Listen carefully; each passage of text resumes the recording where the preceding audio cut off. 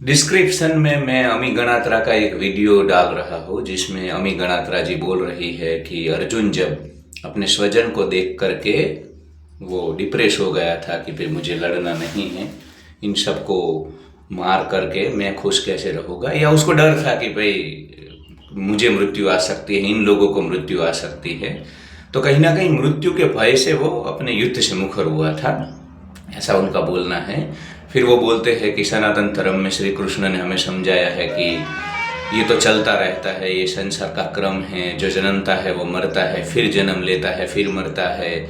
फिर कृष्ण अर्जुन को बोलते हैं कि ऐसा नहीं था कि पहले हम सब नहीं थे और आगे नहीं रहेंगे, पहले भी हमारे जन्म हो चुके हैं, आगे भी हमारे होंगे।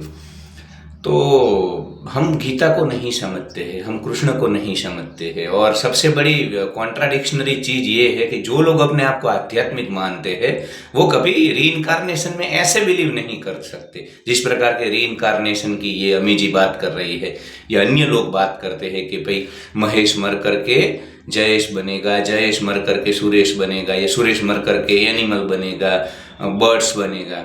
अरे यार, ये सब मतलब ठीक है, इनिशियल स्टेज में इंसान ने इस प्रकार की बातें की होगी वर्ष 2024 में, और जो लोग उपनिषद के उत्तराधिकारी है वो ऐसी बचकानी बातें करेंगे। तो अमी जी और दूसरे सभी लोगों से मैं बोलना चाहता हूँ कि अध्यात्म का मतलब होता है अपने मैं को मार देना। जयेश मर करके सुरेश बन रहा है, इसका मतलब तो आप आध्यात्मिक नहीं हो। कोई जयेश या सुरेश का वास्तविक अस्तित्व कहाँ है? जन्म के बाद जब तक नामकरण नहीं हुआ तब तक इंसान क्या था? उसके पीछे सरनेम नहीं जुड़ी थी, नेशनैलिटी नहीं जुड़ी थी, रेस नहीं जुड़ा था, कास्ट नहीं जुड़ा था। ये तो सब अटैचमेंट, ये तो सब आप भी एग्री करोगे ना जो आध्यात्मिक लोग हैं कि ये सब तो हमने माया के आवरण में आइडेंटिटी क्रिएट की है और इसी से ही हम सुख दुख पाते हैं।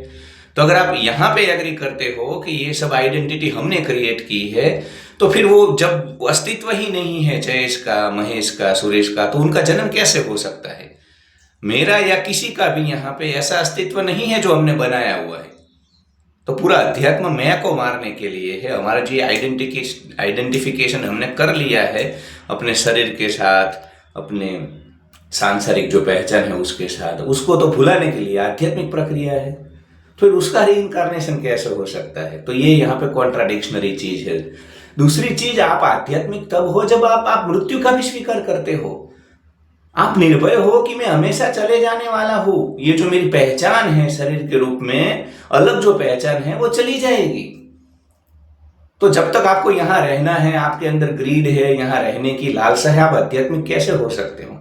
सच्चे आध्यात्मिक तो वो हो सकता है जो त्याग कर दे कि भाई ठीक है, मैं कभी लौट के नहीं आऊंगा, मुझे यहाँ पे जो जीवन का इंद्रियों से अनुभव है वो नहीं मिलेगा।